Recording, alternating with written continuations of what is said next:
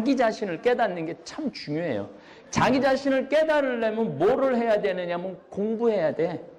이거는 뭐 공자님이 늘 하는 얘기가 뭐냐면은 자기는 공자님 참 가난하게 살아요. 똥지기도 지니까. 근데 공자님이 뭐라고 그러냐면은 나는 죽는 날까지 묻는 걸 부끄러워하지 않았다고 그래. 모르면 어떻게 해야 돼? 물어야 돼. 근데 우리는 모르면 그냥 넘어가. 왜냐하면 내가 이거 모르는 거 저 사람이 알면은 나 정말 무시당하고 창피당할까 봐 넘어가는 거야. 그러면 계속 모르다가 끝나는 거야. 뭐든지 물어봐. 요즘은 또 그냥 네이버에 알아보면 다 알려주잖아요. 요즘은 그냥 나무도 사진 이렇게 째면 그냥 나무도 다 알려주잖아요. 그러니까 우리가 조금만 머리를 쓰면은 배울 수 있는 환경은 옛날에는 배울 수 있는 환경이 없어요. 근데 지금은 유튜브 요것만 틀어놓으면은 그래서 여러분들이 성필리포 생태마을 유튜브에 들어가갖고 성필리포 생태마을 치면은 우리 상담 소장 신부님 이 상담 시카고 대학에서 상담학 박사학위 딴 신부님 아니야. 그래서 우리가 심리적으로 어떻게 내 자신을 이해해야 되는지 잘 신부님이 올려놨어요. 또 매일 미사 내강론 매일 올라가지. 심하게 환영해 주셔서 감사합니다. 이 토요 특강이 제가 보통 사회에 보면은 인문학 특강이라고 그러죠. 인문학 특강은 주제는 딱 세 가지예요. 나는 누구인가? 내가 누군 줄 알아야지 이 세상을 살아갈 거 아니에요. 내가 누군지. 그러니까 부처님이 돌아가시면서 마지막 유언이 자기 자신을 등불로 삼고 살아라. 그러니까 그 얘기는 무슨 얘기냐면은 깨달은 자기 자신을 등불로 삼고 살아라는 거야. 그러니까 내가 누군지 깨닫는 사람이 각자 깨달은 자 부처가 된다는 얘기예요. 그래서 내가 누군지를 알아야지 인생을 살아가지. 내가 누군지도 모르고 인생을 헛사는 사람들도 많아요. 그러니까 거기에는 물어봐야 돼. 신부는 뭐 하는 사람인가? 내가 뭐 하는 사람인가를 물어봐야죠. 내가 누군가. 여러분들은 아마 아버지는 뭐 하는 사람인가? 엄마는 뭐 하는 사람인가? 자기 자신을 깨닫는 게 참 중요해요. 자기 자신을 깨달으려면 뭐를 해야 되느냐면 공부해야 돼. 이거는 공자님이 늘 하는 얘기가 뭐냐면은 자기는 공자님 참 가난하게 살아요. 똥지기도 지니까. 근데 공자님이 뭐라고 그러냐면은 나는 죽는 날까지 묻는 걸 부끄러워하지 않았다고 그래. 모르면 어떻게 해야 돼? 물어야 돼. 근데 우리는 모르면 그냥 넘어가. 왜냐하면 내가 이거 모르는 거 저 사람이 알면은 나 정말 무시당하고 창피당할까 봐 넘어가는 거야. 그러면 계속 모르다가 끝나는 거야. 뭐든지 물어봐. 요즘은 또 그냥 네이버에 알아보면 다 알려주잖아요. 요즘은 그냥 나무도 사진 이렇게 째면 그냥 나무도 다 알려주잖아요. 그러니까 우리가 조금만 머리를 쓰면은 배울 수 있는 환경은 옛날에는 배울 수 있는 환경이 없어요. 근데 지금은 유튜브 요것만 틀어놓으면은 그래서 여러분들이 성필리포 생태마을 유튜브에 들어가갖고 성필리포 생태마을 치면은 우리 상담 소장 신부님 이 상담 시카고 대학에서 상담학 박사학위 딴 신부님 아니야. 그래서 그러니까 심리적으로 어떻게 내 자신을 이해해야 되는지 잘 신부님이 올려놨어요. 또 매일 미사 내강론 매일 올라가지. 또 이제 우리는 주일날은 상담 소장 신부님이 강론을 하고 월요일날은 부관장 신부님이 강론을 하고 화요일날은 문경 전담 신부님이 강론을 들어가요. 그 다음에 나는 이제 내가 하루 줄어들었지. 신부님이 한 번 더 와갖고 나는 이제 수, 목, 금, 토 4일 맞는 거야. 4일. 나머지 세 신부님이 3일 맞고 그래서 아주 다양한 강론 들을 수 있고 얼마나 좋아요. 거기에 반드시 구독을 눌러야 돼요. 구독을 누르고 좋아요를 눌러야 돼요. 좋아요를 누르면은 어떤 일이 벌어지느냐 하면 알고리즘이라고 그래갖고 좋아요 숫자가 많으면은 다른 사람이 검색하는데 따라 올라가게 돼 있어요. 그러니까 여러분들이 관심 있는 거를 이렇게 보면은 좋아요를 누르면은 다른 인문학 강의에 내게 따라 올라가. 그래서 보면 항상 좋아요를 많이 누르는 때는 내 유튜브를 그냥 아무데나 열어봐도 내게 아무데나 가 있어. 그러니까 이거 황 신부님 거네? 그리고 보는 사람들이 굉장히 많이 늘어나는 거죠. 그 좋아요 때문에 시청하는 사람이 우리 이 유튜브 구독자 중에 50%가 넘어요. 그래서 좋아요가 아주 중요해요. 그리고 광고를 처음부터 끝까지 봐야 되고, 그러면은 광고 수입의 55%는 나한테 오고 45%는 구글이 갖고 가는 거야. 그래서 지난 5월 달에 나한테 구글이 월급 지불한 게 $1200야. 그 $10,000면은 지금 1,200만 원 정도 되는 거죠. 1,200만 원 정도. 그 잠비아에 나무 심는 데 쓰고 얼마나 좋아요. 그렇죠? 자, 이제 우리 역사 공부를 하는 거는 계속 반복해서 보는 게 중요해요. 한번 역사 공부 한번 읽었다 끝나고 나면은 그 나라의 역사에 대해서 이해를 못 해요. 그래서 지금 오늘 이제 5부가 올라갔고 오늘 찍는 건 6부, 7부가 올라갈 거예요. 그래서 일본에 대해서 우리 좀 알아야 돼. 자, 넘겨봐요. 자, 2차 세계대전 당시 일본이 점령한 나라가 우리 한국, 만주, 난징이라고 그러죠. 요동반도, 난중, 내몽고까지, 그 다음 마카오, 그 다음 미얀마, 베트남, 말레이시아, 그 다음에 브루나이, 필리핀, 여기 사이판, 괌까지 다 일본이 다 먹은 거예요. 어마어마한 땅을 일본이 정복을 한 거예요. 우리가 여러분들이 일본에 대해서, 일본의 역사에 대해서 전혀 모르는데, 오전에도 여러분들한테 말씀드렸지만 1850년도에는 우리나라가 인구가 900만이었는데 일본은 3천만 명이었어. 3천만 명. 그러니까 1대1로 싸워도 우리가 3명하고 싸워야 돼. 일본하고 싸우려면은. 그러니까 정신 똑바로 차려야 되는데 그게 또 반으로 나눠졌네. 남북한으로. 그러니까 얼마나 불리한 여건 속에 우리가 있는 거예요. 그러니까 우리 국민들이 이게 일본이라는 나라를 공부하면 할수록 내가 싸워서 질 수밖에 없구나, 이런 생각이 자꾸 드는 거예요. 예. 자, 요거는 다시 한번 여러분 아마 처음 본 분들 많을 거야. 이거는 진짜 중요한 자료예요. 이 국민 총생산이 미국이 20조야. 세계 1위야. 중국이 미국 따라간다고 그러는데 중국이 12조야. 그래도 미국의 반밖에 안 돼. 자, 그럼 우리가 중국하고 손잡아야 돼? 미국하고 손잡아야 돼? 그리고 자꾸 미국은 여러분들 우리 사드 배치했을 때 중국이 우리나라 어떻게 했는지 아시죠? 네. 중화 사상이 있어. 다른 사람들은 다 오랑캐야. 그러니까 막 까부술 때는 비참하게 까부서요. 중국 사람들이, 주위에 있는 사람들을. 그러니까 우리가 뭐 신발 한 켤레를 팔아도 15켤레를 판다고 뛰어들어갔는데 그거 중국 모르고 하는 소리예요. 그 중국을 전혀 이해하지 못하고 지금 다 나오잖아. 며칠 전에도 중국에서 사업하는 분이 잠비아 돕는다고 후원금 1,000만 원을 갖고 왔어요. 그런데 지금 야반 도주 밤에 도망가는 한국에 거기 가서 뭐 직물 공장하고 무슨 공장하고 하는 사람들 다 밤에 공장 다 놔두고 도망가는 거야. 예, 할 수가 없으니까. 뭐 대놓고, 삼성은 대놓고 나오잖아요. 그리고 뭐 대놓고 못 나오는 사람들은 다 도망 나오는 거야.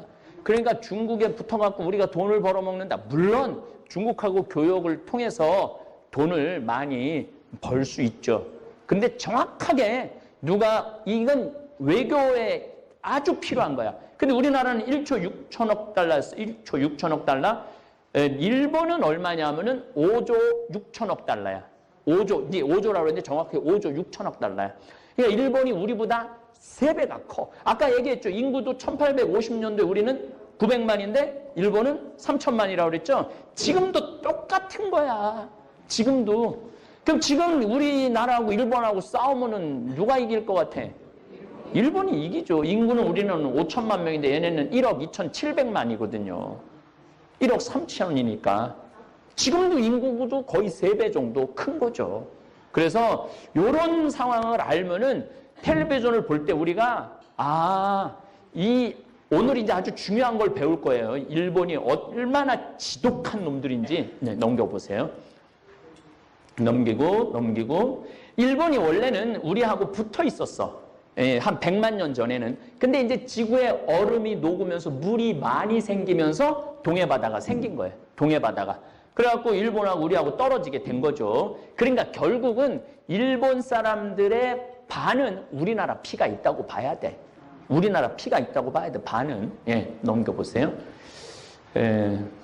이 조선 시대라고 13,000년에서 2,500년 전까지 이 운막에서 사람이, 우리도 요때 청동기 시대 때 요렇게 살았거든요. 또. 그 다음에 야요이 시대라고 이제 쌀 농사를 지면서 여기에 왕이 생기기 시작해. 3세기에. 결정적으로 백제의 영향을 일본은 관서지방, 백제하고 엄청 가깝잖아요. 이 관서지방에 여기에 이제 처음에 야마토 정권이 생기고 왕이 생기면서 이 백제 문화가 다 넘어가요. 그리고 의자왕 때 망하면서 백제 귀족들은 배 타고 다 어디로 도망가느냐면 일본으로 다 도망가요.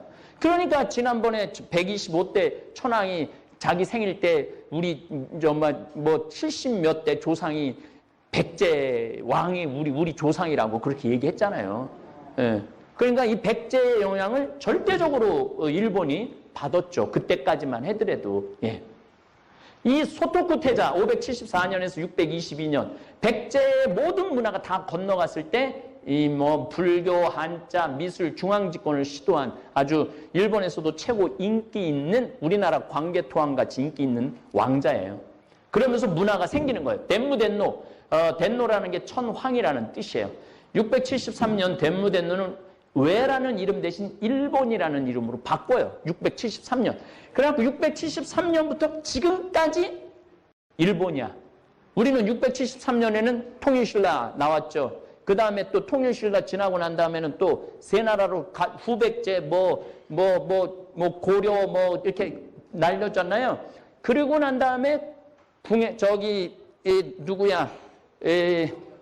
누가 통일하죠? 고려? 왕건이 통일을 하잖아요. 470년 동안 왕건, 고려, 그 다음에 조선, 그 다음에 대한민국. 우리는 이름이 여러 번 바뀌었는데 일본은 한 번도 안 바뀌고 계속 일본이야. 이 얘기는 뭐냐면은 외세의 침략을 안 받았다는 얘기예요. 딱 2번 받아. 몽고 때 2번 받는데 가미가제라고 신의 바람이 와갖고 다 태풍으로 다 바다에 빠져 죽어. 여몽, 고려, 몽고 연합군이 바다에 다 빠져 죽어요. 그러니까 한 번도 외세의 침략을 안 받은 거야, 일본은. 외세의 침략을 안 받는 나라가 섬나라들이 안 받아요. 이 일본, 영국이 그렇죠. 외세 침략 안 받죠. 또 외세 침략 안 받는 나라가 또 한 나라 있어요. 그게 어디냐면 미국이야. 미국도 큰 섬이야. 왜냐하면은 위에 캐나다는 거의 미국이라고 생각하면 멕시코는 힘이 없고, 그러니까 큰 섬이니까 외세 침략을 안 받는 나라죠. 자, 요건 아주 다시 한번 제 지금 열심히 유튜브 일본에 대한 이해 강의 듣는 분들을 위해서 다시 한번 말씀드립니다. 일본은 천황이라는 게 있어요. 이제까지 126대 천황이에요. 126대. 이거 기원전 600년부터 자기네들이 따져갖고 한다는데 어쨌든 126대 천황이 있어요. 거의 꼭두각시, 꼭두각시. 그냥 이름만 천황이야. 천황 지금 이 황태자 이 비가 커피 마시러 나간다. 안 돼. 자기 하버드 출신이거든요. 지금 황태자비가 자기 친구한테 외국에 전해 안 돼. 이 천황은 안 되는 게 너무 많은 거야. 그래갖고 거의 꼭두각시야. 지금도 쇼군이라는 사람이 실질적인 권력자야.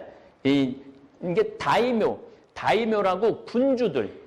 일본은 다 번이라고 그러는데 이 군주들 세상 속에서 싸움 제일 잘하는 놈이 되는 게 쇼군이야. 대장군. 이 쇼군이 항상 통치를 하는 거예요. 다이묘는 쇼군한테 충성하고. 이 사무라이, 이게 참 일본을 이해하려고 그러는데 가장 중요한 건 사무라이예요. 사무라이가 일본을 문화를 끌고 갔다고 생각해야 돼. 칼을 2자루 차잖아요. 칼을 2자루 찰 수 있는 사람은 영예로운 사람이야. 이 사람들은 죽을 때도 영예를 입고 죽어야 돼. 그래갖고 내가 잘못했다. 만약에 다이묘 군주를 잃었다 그러면 활복 자살을 해요. 3가지 방법을 해. 1번 긋고 목을 치는 방법이고 2번 긋고 그냥 죽는 방법이 있고 3번 긋는 방법도 있어요. 그 창자가 다 쏟아져 나올 때까지. 그런데 이 활복을 하라고 그러는 건 도쿠가와 이에야스 같은 경우 동생한테도 활복하라고 그래요. 자기 아들한테도 활복하라고 그래. 쇼군들은. 그 아들들이 활복을 해. 아버지가 죽으란다고. 예? 그래서 사람들이 다 구경해 또 활복하는 거를. 우리는 활복하는 사람, 나라가 망해도 죽는 사람이 별로 없어요. 우리 일제 강점기 시작하면서 죽은 사람 이준, 민영환, 매천 야력순, 황현이라는 분, 그 정도 죽었어요. 근데 일본 애들은 자기 죽으면은 다 활복을 해요. 예. 아니면 떠돌아다니든지. 그래서 이 사무라이가 굉장히 중요한 일본의 10%, 인구의 10%인데 이 사무라이들은 길을 가는데 저 사람이 불의한 짓을 저질러. 그럼 그 자리에서 목을 벨 수 있었어요. 그러니까 일본 사람들이 질서 잘 지키죠. 이게 그런 전통이 있는 거야. 조금이라도 잘못하면 칼 두 자루 찬 사무라이가 아무 데서나 죽일 수 있으니까. 그러니까 잘못한다라는 거를 이 사람들은, 일반 평민들은 이거를 용납을 못하는 거야. 일본 사람들이. 그래서 일본이 그렇게 질서를 잘 지키는 것도 그 사무라이의 영향이 있다. 예, 넘겨보세요. 그리고 이제 요거 잠깐 얘기해. 가미가제가 이 여목연합군이 가고 난 다음에 서로 상을, 전쟁 끝나면은 서로 상을 주고받아야 되잖아요. 그래갖고 남북이 나눠져. 항상 외세가 침략이 끝나고 나면 어떤 나라든지 나라가 갈라지는 게 기본, 이 아마 역사의 흐름인 것 같아. 우리나라는 이 일제강점기 끝나고 난 다음에 나라가 반으로 우리가 어떻게 됐죠? 갈라졌잖아요. 똑같아. 일본도 나라가 반으로 갈라져갖고 머리통이 터지게 싸우죠. 예, 넘겨보세요. 자, 여기까지 이제 오늘 오늘 뭐가 나가느냐면 임진왜란, 병자호란, 동학혁명이 오늘 일본에 의해 오해가 오늘 나가고 있어. 지금 유튜브를 통해서. 여러분 오늘 유튜브 시간 되시면 한번 보세요. 일본에 대한 이해. 우리가 임진왜란을 정말 잘 알아야 돼. 이거 아주 우리나라의 이 생각을 바꾸게 한 전쟁이 임진왜란이에요. 자, 1543년에, 임진왜란은 1592년에 일어나죠. 1543년에 포르투갈 상인 100명이 탄 배가 표류를 해갖고 아주 아랫지방, 일본 아랫지방에 표류를 해갖고 딱 일본에 상륙을 해요. 그래갖고 하도 이상하게 생겼으니까 데리고 오라 그래. 근데 이 지역에 다이묘 도키다카가 몇 살이었냐? 15살이었어. 그러니까 아까 말했죠? 그 다이묘 성주들이지. 15살인데 총을 딱 보고 너무너무 마음에 드는 거야. 그래갖고 이 총 2자루를 은을 잔뜩 주고 사요. 총을 2자루를. 이게 이제 이 총 2자루 산 게 일본과 우리 조선과 청나라의 운명을 뒤바꿔요. 이 총 2자루가. 그래갖고 총을 사갖고 뭐라고 그러냐면은 이 철포라고 그러는데 우리는 조총이라고 그래. 조총이 뭐냐면 새 조자에다 총이야. 새를 쏴서 떨어뜨리는 총이다 그래서 조총이야.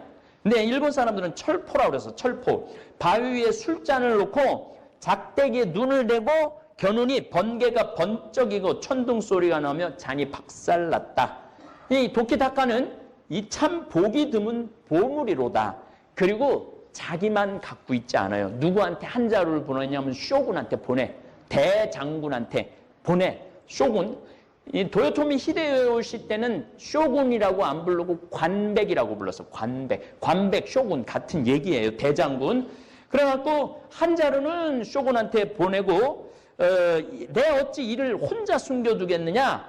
그러면서 한 자루는 어떻게 하느냐면 대장장이 야이타라는 대장장이한테 너 이거 분해해갖고 거꾸로 만들어봐라. 그래갖고 이 40살 먹은 대장장이 거꾸로 쫙 해봐요. 거꾸로 했는데 총을 똑같이 했는데 총을 쐈는데 뒤가 이게 화약을 넣고 총을 쏘면은 뒤가 이렇게 쇠가 딱 막아줘갖고 총알이 튀어나가야 되는데 이게 뒤로 튀어나가는 거야, 화약이. 야, 이거 어떻게 방법이 없는 거야. 그런데 문제는 나사, 이 총구멍 뒤에 있는 나사로 딱 조이면 딱 튀겨도 그 나사 이게 못이 박혀있고 뒤로 안 물러나가는 거야. 이 나사 만드는 방법을 몰랐던 거예요. 그런데 이 나사 만드는 방법을 물어보니까 그 총을 전해준 제이모토라는 사람이 당신 딸을 나한테 주면은 내가 그걸 가르쳐 주겠다. 그래, 와카라는 딸을 며칠을 울다가 시집을 가죠. 다음에 돌아와서 제이모토는 장인에게 나사를 이렇게 타는 거 뒤에. 그래갖고 나사를 조여갖고 총구멍 뒤에 나사를 집어넣어갖고 딱 조이면은 총을 쏘니까 이게 화약이 폭발해도 뒤로 안 터져 나오고 앞으로 총알이 나간 거야. 이게 나사가 아무것도 아닌 것 같아도 이게 어마어마한 발명품이에요. 이 나사가. 그러면서 이제 총이 막 하나지기 시작해. 어쨌든 요건 좀 이따 또 다시 말씀드릴 거예요. 근데 우리나라는 총을 11년 지나고 나서 조선에 상납을 해요. 이 총 이거 한번 보라고. 그런데 명종이 이게 관심이 없었어. 예. 그 바람에 우리는 그냥 정말로 일본한테 도륙을 당하죠. 1600년에 도쿠가와 이에야스라는 사람이 에도 막부 시대를 열어. 에도 막부는 지금은 도쿄야. 통일 국가를 이루어 갖고 하는데 윌리엄 애덤스라는 이 친구가 표를 하다가 딱 일본에 도착을 한 거야. 근데 도쿠가와 이에야스가 불러갖고 얘기를 들어보니까 저 멀리에 영국이라는 나라도 있고 스페인이라는 나라도 있고 포르투갈이라는 나라도 있고 네덜란드라는 나라도 있는 거야. 그래갖고 도쿠가와 이에야스가 어떻게 하냐면 거의 30년 동안 외교 고문관으로 서양의 소식을 들어요. 이게 우리나라하고 점점 일본하고 길이 달라진 거야. 나는 정말 안타까운 게 우리 김대건 신부님이 서양 문명을 가장 많이 접한 신부님이야. 1845년에 돌아왔을 때 우리나라 임금이 세상에 어떻게 오죽하면 김대건 신부님은 세계 지도를 그렸으니까 그 세계가 어떻게 돌아가는지 다 알고 있었던 사람이야. 라틴어 할 줄 알지, 한문 할 줄 알지, 중국어 할 줄 알지, 우리 조선만 할 줄 알지. 아니 그런 인재가 어디 있어? 그걸 그냥 1년 반 만에 땡깡 죽여버렸네. 목을 잘라서. 그러니까 이게 우리가 역사 안에 선택할 수 있는 기회가 몇 번 있었는데 그걸 다 놓쳐버린 거예요. 근데 이 도쿠가와 이에야스는 이미 유럽 세계가 있다라는 걸 알고 있었던 거야. 그러니까 1850년도에 사무라이들은 집집마다 전부 다 지도가 있었다는 게 세계 지도가. 그러니까 1850년에 세계 지도를 집집마다 둔 이 사무라이 정신은 머리가 세계적인 거야. 세계적인 거니까 중국도 먹고 리순도 먹고 몽고도 먹고 조선도 먹고 대만도 먹고 이 필리핀도 먹고 이게 1850년서부터 머릿속에 이 사람들은 그려져 있었던 거야. 그럼 1850년 요 한참 일본이 막 정말 기가 막히게 나갈 때 조선은 1800년에 정조가 죽어요. 정조가 아주 거의 독살이라고 그럴 정도로 죽어. 그 다음에는 누가 순조, 헌종, 철종, 고종 이 네 소년 11살, 15살, 17살 철종 같은 경우는 강화도에서 농사 짓고 있었던 사람이 자기가 왕족인지도 몰랐어. 막 농사 짓는데 어느 날 갑자기 막 사람들이 와서 데리고 간 거야. 그래갖고 왕이 된 거야. 그러니 이 100년, 이 중요한 100년을 우린 놓쳐버린 거예요. 그러니까 1910년에 결국은 일본한테 나라를 빼앗길 수밖에 없어. 그래서 우리가 시야를 넓게 가질 필요가 있어요. 어쨌든 이 윌리엄 애담스는 배를 두 척을 만들어줘요. 이것도 나중에 또 설명을 할 거야. 그 다음에 일본의 결정적인 일이 벌어져요. 1853년에 미국의 페리 제독이 배 4척을 딱 오는데 배에서 불이 났다고 일본 사람도 처음에 배에서 불이 난 게 아니라 그 석탄 증기기관 그거를 보고 배에서 불이 났다고 그래. 근데 어쨌든 페리 제독이 한 1200명의 군인들을 데리고 와서 포로 쫙 열고 니네들 개항하지 않으면 이 포로 에도 그러니까 도쿄 앞바다에서 작사를 내겠다. 그래갖고 자기네들끼리 1년 후에 내가 돌아올 테니까 그때는 준비하고 있어라. 근데 이때 일본은 개항을 해요. 이게 문을 열면서 미국에 가서 유학도 하고 영국에 가서 유학도 하고 이 경제에 발전되는 걸 다 보고 돌아와. 근데 우리나라는 개항할 수 있는 기회가 여러 번 왔어. 1866년 병인양요, 1871년 신미양요, 이때 다 니네들 대항해라. 그런데 흥선대원군이 아버지 독일 사람들이 아버지 묘를 파헤쳐. 그러니까 이 죽일 놈들, 응? 내 아버지 묘를 파헤친다고 더 쇄국 정책을 더 하죠. 쇄국 정책을 해갖고 완전히 나라를 막아버리는 거야.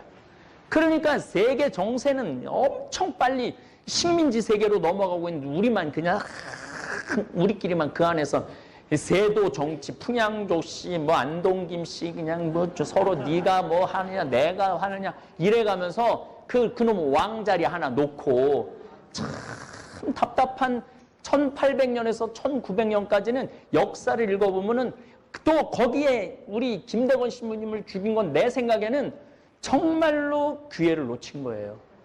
불러다가 서양 지식을 그렇게 유학을 해갖고 공부를 해갖고 내가 김대건 신부님 그 라틴어를 쓴 걸 보니까 기가 막히게 썼더라고. 보통 똑똑한 사람이 아니야. 그래서 지금 프랑스의 박물관에 김대건 신부님이 그린 세계 지도가 있어요. 프랑스 박물관에. 그거 이제 내년인가가 김대건 신부님 탄생 200주년이야. 그걸로 지금 그 지도로 갖고 올라오려고 그러는데 프랑스 애들이 주겠어요. 아마 안 줄 거야. 내가 그 지도만 오면은 할 얘기가 너무너무 많아. 1846년이니까 우리도 세계의 눈을 뜰 수 있는 기회를 놓친 거야. 예. 자, 어쨌든 이제 이것도 이제 다음에 또 설명. 그다음에 1868년에 메이지 유신을 해. 이게 일본하고 우리나라하고 갈라지는 결정적인 일이 돼요. 왜 결정적이냐면 이 사람들이 260명이나 되는 다이묘들이 우리는 다 포기하겠다. 우리의 권리를 세계에 돌아가는 거 보니까 천황을 중심으로 해서 우리 일본이 뭉쳐야 된다. 그래갖고 그 천황이 이제까지는 꼭두각시 천황이었는데 제대로 된 천황이 딱 나온 거야. 천황을 신격화해갖고 천황 밑으로 목숨을 걸어서 다 같이 모이면서 외세에 이제 대항하자. 그래서 그 메이지어 유신이 아주 중요한 거예요. 그래서 1784년에 이제 전부 다 일본의 똑똑한 애들 유럽으로 다 보내요. 영국도 가보고 스위스도 가보고 프랑스도 가보고 독일 딱 가보니까 일본하고 독일하고 신세가 똑같은 거야. 요거는 이제 서양 역사로 넘어가야 되는데 프랑스, 영국, 이탈리아는 식민지가 엄청나게 많았어. 그런데 독일만 식민지가 없었던 거야. 식민지가 있으면 거기서 물건도 빼오고 노예도 데리고 오고 물건도 갖다 팔을 수가 있는데 야 우리는 식민지가 없어갖고 우리끼리만 이렇게 경제 개발을 해냈다. 그러니까 니네들도 우리식으로 니네들 개발하는 게 제일 좋을 것 같다. 그래서 독일식으로 이 경제 발전을 시작을 해요. 이게 1874년에 시작되지. 1895년 이게 1894년에 동학혁명이 일어나요. 녹두꽃이라는 드라마 요즘 하시죠? 그거 꼭 보셔요. 나는 시간이 없어서 많이 못 보는데 그 굉장히 중요한 거예요. 우리 이 마지막 조선 500년의 마지막 지점이 동학혁명이야. 예. 그런데 이놈의 고종이 백성하고 손을 잡고 했어야 되는데 청나라한테 자기네 도와달라고 청나라 군이 들어와. 그러니까 텐진조약이라고 이게 청나라가 군인이 조선에 들어오면 일본도 군인을 조선으로 파견할 수 있는 조약을 이미 해놨어. 그래갖고 들어와갖고 한 전쟁이 아산 앞바다에서 해갖고 한 전쟁이 청일전쟁이에요. 청일전쟁인데 이때 어디까지 쫓아가냐면은 요동반도 리순이라는 데까지 쫓아가고 이 중국 사람, 청나라 사람들을 7만 명을 죽여요. 7만 명. 군인은 이 청군이 한 7만 명, 일본군이 3만 명 해갖고 붙어갖고 10만 명이 붙은 전쟁이야. 이 조그만 전쟁이 아니야. 어마어마하게 큰 전쟁이에요. 이 청일 전쟁에서 청나라가 지면서 시모노세키 조약이라는 걸 하면서 이제 조선에 대한 우리가 조선을 우리 속국으로 생각을 했는데 이걸 포기하겠다. 조선 자유 독립 국가다. 그 얘기는 뭐냐면 일본 니네가 먹어도 우리가 창간하지 않겠다. 더 이상 싸움 안 하겠다. 그 얘기야. 그러면은 우리나라는 1년에 2번 청나라에 조공을 바쳤어요. 일본은 청나라에 10년에 1번 조공을 바쳤어. 왜냐하면은 나라도 멀고 이것도 까다롭거든. 근데 조선은 만만하거든. 그러니까 1년에 2번 조공 바치라고 그러고 일본은 10년에 1번 조공을 바친 거야. 그러니까 다른 나라가 우리나라 보는 거를 어떻게 봤는지 금방 알 것 같죠? 우리만 몰라. 우리만 몰라. 내가 늘 말하지만 5,000년 역사상 지금처럼 우리나라가 잘 산 적이 없어요. 지금처럼 당당한 적이 없어. 물론 지금도 지금마저 시진핑, 트럼프, 김정은, 아베 이거 아주 복잡해요. 그럼에도 불구하고 옛날에는 감히 대항할 수 있는 힘도 없었는데 지금은 어느 놈이 와도 한번 붙어볼 만해. 지금은. 그러니까 국민들이 정신만 똑바로 차리면은 다 잘할 수 있어. 똑바로 차리라는 게 오늘부터 나가서 태권도 연습하고 싸우라는 게 아니야. 서로 양보할 줄 알고 합의할 줄 알고 나라를 위해서 자기 거를 내놓을 줄 알고 이런 정신이 지금 있어야 돼. 일본이 메이지 유신을 성공한 사람이 사카모토 료마라는 사람이 일일이 하급 사무라이였거든. 일일이 다니면서 다 설득을 해요. 지금 이게 페리 제독의 그 불침번을 쓰면서 그 배를 보면서 우리 일본이 살아나가기 위해서는 일본이 하나가 돼야 된다. 다이무 260명이 있으면 이건 안 된다. 하나가 되려면 누가 있어야 된다? 천황이 있어야 된다. 그리고 다이무들은 다 포기해라. 니네들 권리를. 근데 그걸 다 다니면서 설득을 해요. 그래갖고 다 포기를 해. 그리고 1868년 메이지 유신이 시작된 거야. 그러니까 우리는 끝까지 갈라져서 싸웠잖아요. 끝까지 갈라져서. 자기 거 포기하지 않고. 그러니까 그 끝이 그렇게 됐던 거예요. 내가 나이 50이 넘었다면 이제는 인생관을 바꿔야 한다. 인생 전반전과는 다른 삶을 살아야 한다. 매달리지 말고 애쓰지 말고 주변을 정리해야 한다. 그동안 너무 남을 의식하고 휘둘리며 살았다면 이제는 그러지 않아도 된다. 특히나 그것이 가족이었다 해도 말이다. 다른 사람에게 매달리지 않아야 남은 인생을 더 풍요롭게 살아갈 수 있다. 그래서 미움받을 용기가 생겼을 때 비로소 행복해질 용기가 생겼다고 하는 것일까? 오늘은 쇼펜하우어의 인생론을 통해 나이 들수록 주변을 정리하고 온전한 나로서 행복해지는 법에 대해 들어보자. 인간은 배신하는 존재다. 타인에게 지나치게 관대하지 마라. 안 좋았던 관계를 회복하려고 굳이 노력해봤자 좋을 게 없다. 똑똑한 사람은 용서를 하지만 현명한 사람은 무시를 한다. 가족에게도 다 맞춰줄 필요 없다. 맞춰주면 당연한 줄 안다. 사람은 혼자일 때야 비로소 온전한 자신이 된다. 내 상황이 힘들어지면 친했던 사람들도 다 주위를 떠나기 마련이다. 고독을 사랑하는 사람만이 진정한 자기 자신이 될 수 있는 법이다. 착하고 순수하게 사는 게 좋다고? 상처받고 인간관계가 다 끊겨봐야 알겠는가? 친구란 건 한순간에 사라지는 것이고 나 자신밖에 없다는 것을. 사람을 대할 때 처음에는 일부러 친절하고 계산 없이 대하는 것도 나쁘지 않다. 하지만 상대방이 만약 선을 넘으려고 하는 기색을 주면 그땐 인연을 끊어버리는 것이 좋다.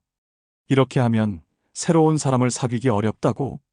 쇼펜하우어에 따르면 인간은 태생부터 고독한 존재이고 모든 고통과 번뇌의 원인이 타인과의 관계에서 오는 거라고 한다. 타인에게 지나치게 관대하거나 친절하게 대해봤자 상대방은 선을 넘기기 일쑤다.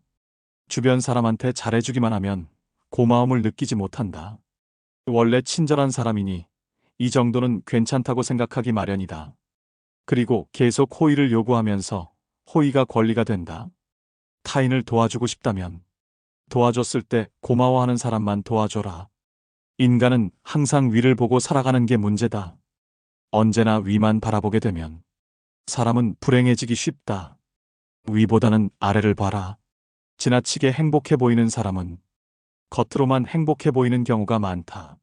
실제로는 불행을 숨기고 사는 사람이 더 많으니 의심해 봐야 한다. 이해관계가 달라지면 사람은 배신하고 가면을 쓰는 법이다.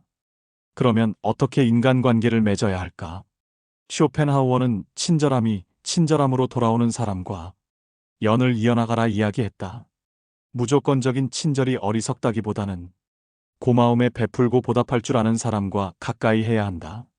싸울 때는 중립을 지키는 게 좋다. 말도 가급적 아껴라.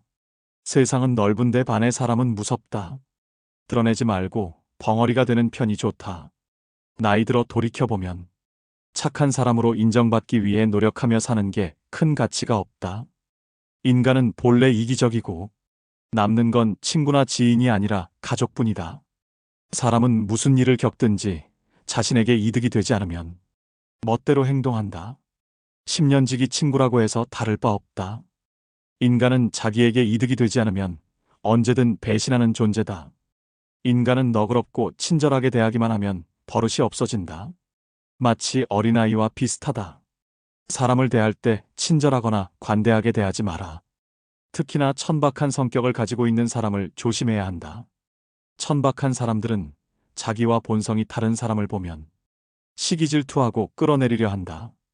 인간관계를 맺을 때는 적당히 유지할 정도만 잘해줘라. 가까운 관계가 아닌 이상 굳이 지나치게 친절할 필요가 없다. 관계를 적당하게 유지하다 필요하면 인연이 되는 것이고 인맥이란 건 있다가도 없는 것이다. 너무 과한 친절을 베풀지 않는 게 자신에게 좋다. 잘해주다 보면 타인은 그게 당연한 줄 알고 별일 아닌 일에도 화내고 실망하게 된다. 그러면 인간관계를 잘하기 위한 방법은 없을까? 아주 쉬운 방법이 하나 있다. 자기 일을 열심히 하면 위아래로 존중받을 수 있다.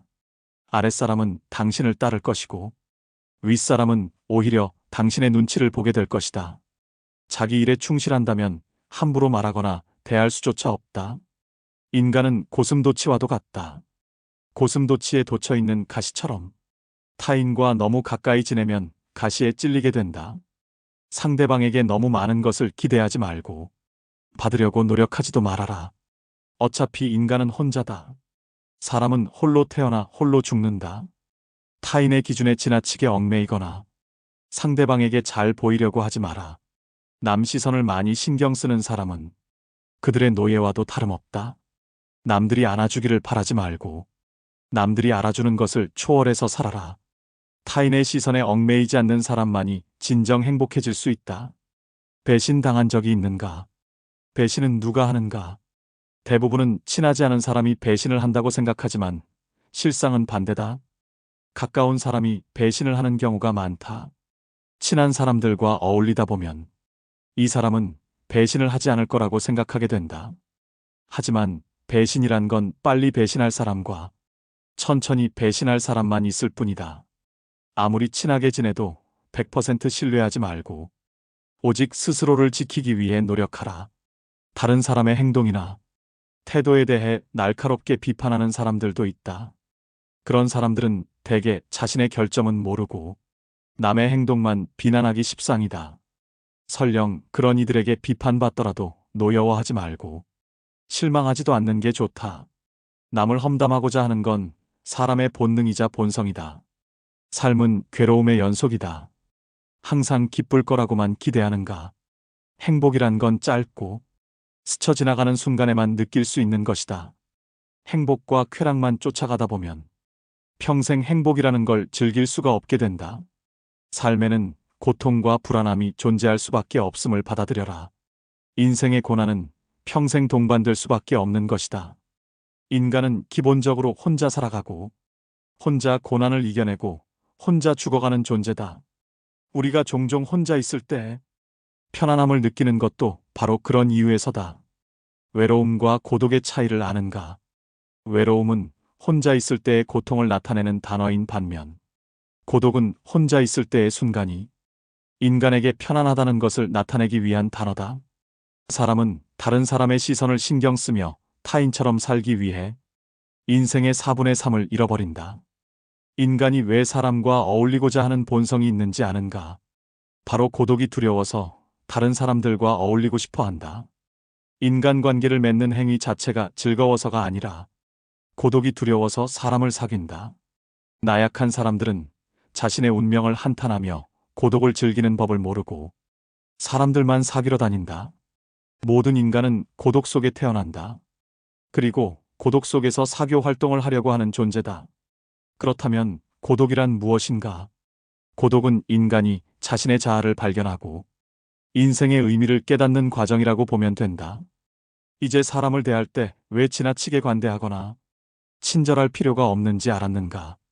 아무리 친해도 돈을 빌려줄 필요도 없다.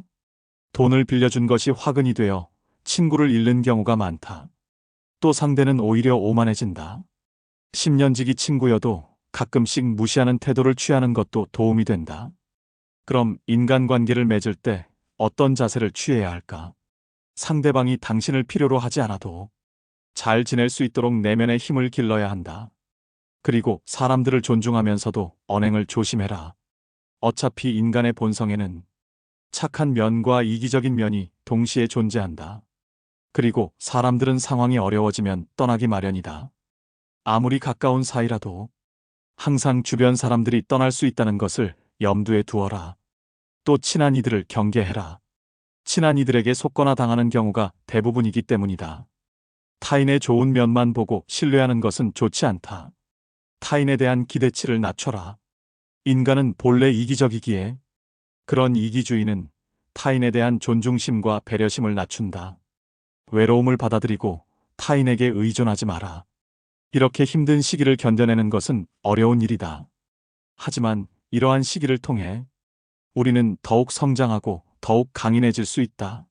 스스로의 강인함을 길러나가면서 우리는 더욱 자신감을 가지게 되고 어려운 상황에서도 극복할 수 있는 힘을 키우게 된다. 당신의 외로움과 공허함을 채울 수 있는 방법은 많다. 가족, 친구, 취미 등 다양한 것들이 있을 것이다. 또한 당신의 인생에서 가장 소중한 것은 무엇인가? 이러한 질문에 답을 생각해보며 당신의 인생에 대한 명확한 목표를 설정해보는 것도 좋은 방법이 될 수 있다. 이를 통해 우리는 당신의 고통과 외로움을 극복할 수 있는 더 나은 방법들을 찾아낼 수 있게 된다. 강한 사람이란 고독과 외로움을 견뎌내는 사람이다. 그러나 우리는 단지 고독과 외로움을 견뎌내는 것만으로는 충분하지 않다. 더욱 중요한 것은 무엇인지 아는가? 우리는 고통과 고독의 의미를 알고 이를 극복하기 위해 노력하는 사람 되어야 한다. 이를 통해 우리는 더욱 강인하고 더욱 자신감을 가지게 되며 어려운 상황에서도 우리의 인내력과 근성을 발휘할 수 있게 된다. 인생이란 하나의 실험실과도 같다.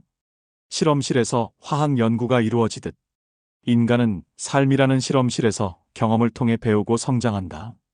언제나 나에게 없는 것만을 생각하고 이를 갈망하는 것은 인간의 본성 중 하나다. 그러나 이러한 태도가 인생을 더욱 비참하게 만든다. 인생을 즐기기 위해서는 현재의 삶을 즐기는 것이 무엇보다 중요하다. 미래에 대한 불확실성은 인간이 직면하는 가장 어려운 문제 중 하나이다. 인간이 가장 무서워하고 두려워하는 것이 한치 앞을 볼 수 없는 불확실성이기 때문이다. 고독과 외로움이라는 문제를 극복하기 위해서는 끊임없이 노력해라. 인간은 불행한 존재가 아니라 도전하는 존재다. 그리고 이러한 도전이 인간의 삶을 더욱 풍요롭게 만든다.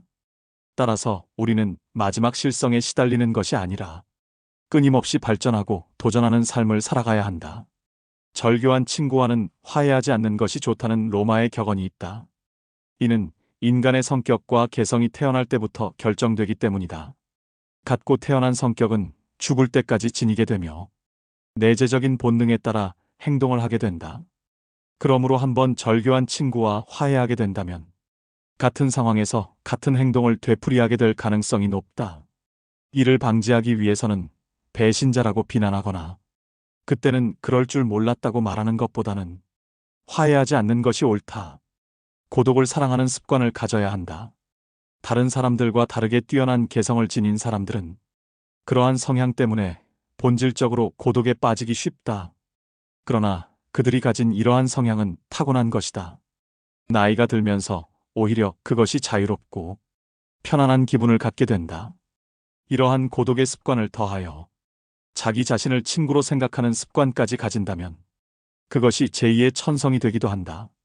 더불어 고독한 시간을 보내는 것은 창의력을 높이는 데 도움이 된다. 더 많은 시간을 혼자 보내면서 내면의 생각과 감정을 탐구하고 자신만의 독특한 아이디어를 발견할 수 있다.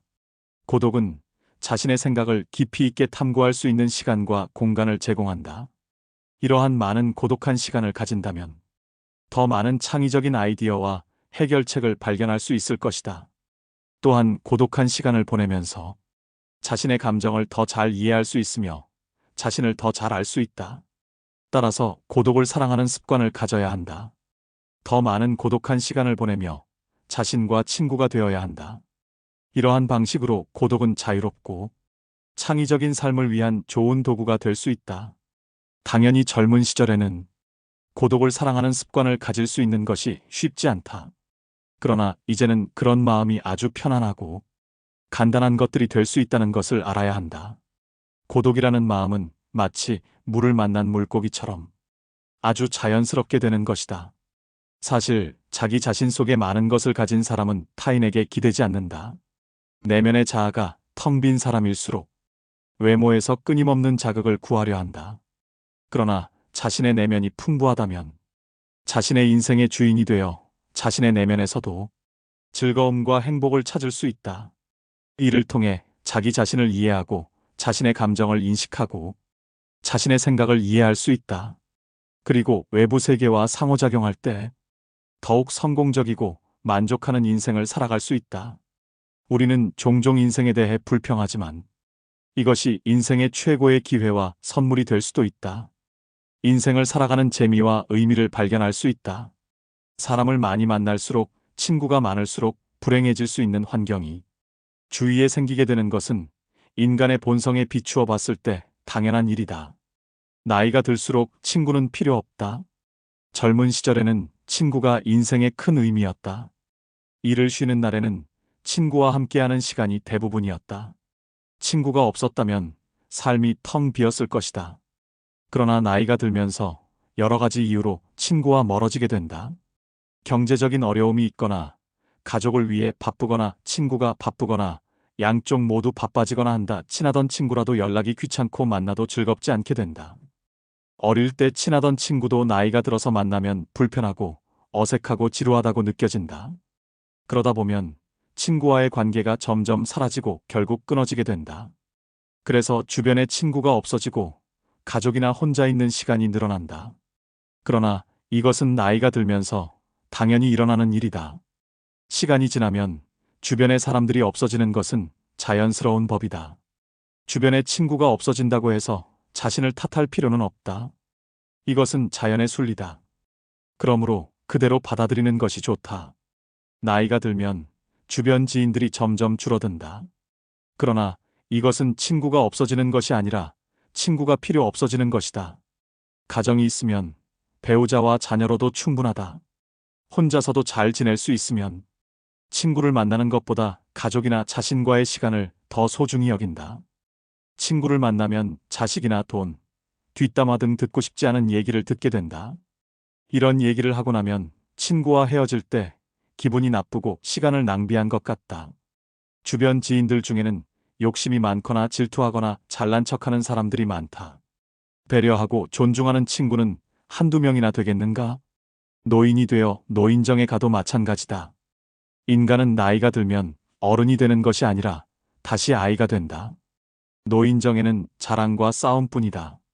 그래서 친구를 만나느니 혼자 즐길 수 있는 것을 찾는다. 친구와 멀어져도 가족이 있다. 어릴 때는 친구가 보물이었지만 나이가 들면 가족이 보물이 된다. 진정한 친구가 있어도 친구는 가족처럼 나를 생각해주지 않는다. 친구와 가족은 역할이 다르다. 그러므로 친구는 결코 가족이 아니다.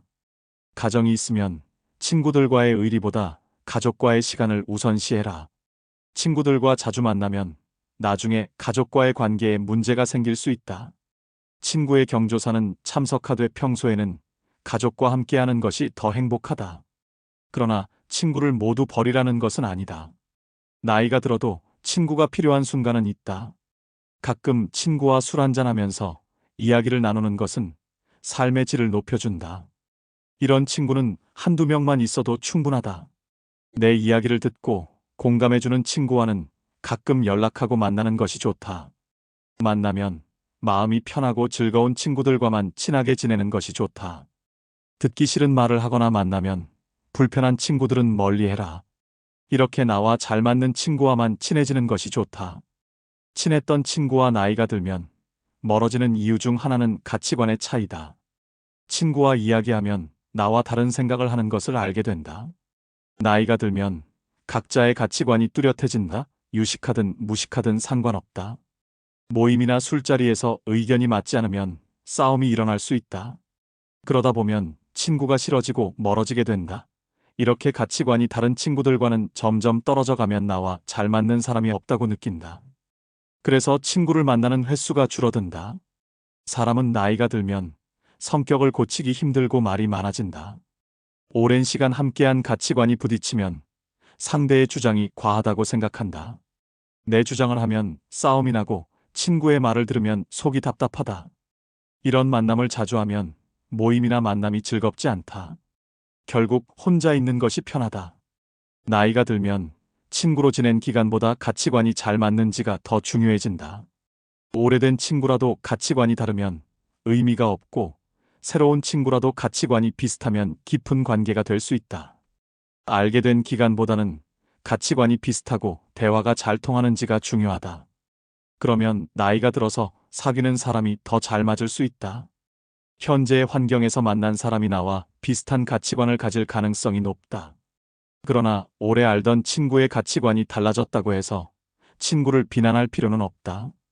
누구나 나이가 들면 자신만의 가치관이 생긴다. 누구의 가치관이 옳고 그른 것은 없다. 그저 다른 것일 뿐이고 다르면 멀어지는 것도 자연스럽다. 멀어지는 인연을 두려워하지 마라. 또한 성숙도에 따라 멀어질 수 있다. 나는 성장했는데 친구는 미성숙하게 행동한다고 느낄 때가 있다. 특히나 나이가 들어도 남을 험담하는 것을 보면 친구가 싫어진다. 또한 자기가 불행하다고 남도 불행하게 만들려는 것을 보면 친구가 아니라는 생각이 든다. 이런 사람과는 관계를 끊는 것이 좋다. 심하게 환영해 주셔서 감사합니다. 이 토요 특강이 제가 보통 사회에 보면은 인문학 특강이라고 그러죠. 인문학 특강은 주제는 딱 세 가지예요. 나는 누구인가? 내가 누군 줄 알아야지 이 세상을 살아갈 거 아니에요. 내가 누군지. 그러니까 부처님이 돌아가시면서 마지막 유언이 자기 자신을 등불로 삼고 살아라. 그러니까 그 얘기는 무슨 얘기냐면은 깨달은 자기 자신을 등불로 삼고 살아라는 거야. 그러니까 내가 누군지 깨닫는 사람이 각자, 깨달은 자, 부처가 된다는 얘기예요. 그래서 내가 누군지를 알아야지 인생을 살아가지. 내가 누군지도 모르고 인생을 헛사는 사람들도 많아요.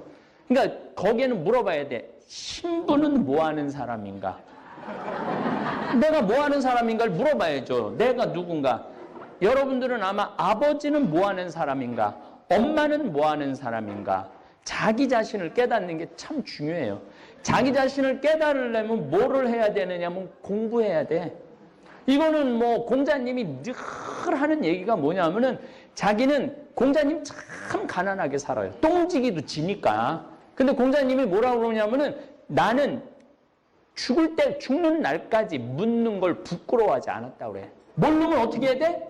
물어야 돼. 근데 우리는 모르면 그냥 넘어가. 왜냐하면 내가 이거 모르는 거 저 사람이 알면은 나 정말 무시당하고 창피당할까 봐 넘어가는 거야.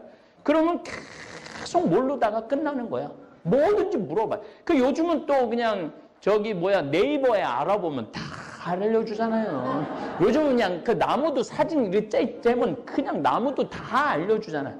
그러니까 우리가 조금만 머리를 쓰면은 배울 수 있는 환경은 옛날에는 배울 수 있는 환경이 없어요. 근데 지금은 유튜브 요것만 틀어놓으면은 그래서 여러분들이 성필리포 생태마을 유튜브에 들어가갖고 성필리포 생태마을 치면은 우리 상담 소장 신부님 이 상담 시카고 대학에서 상담학 박사학위 딴 신부님 아니야. 그래서 그러니까 심리적으로 어떻게 내 자신을 이해해야 되는지 잘 신부님이 올려놨어요.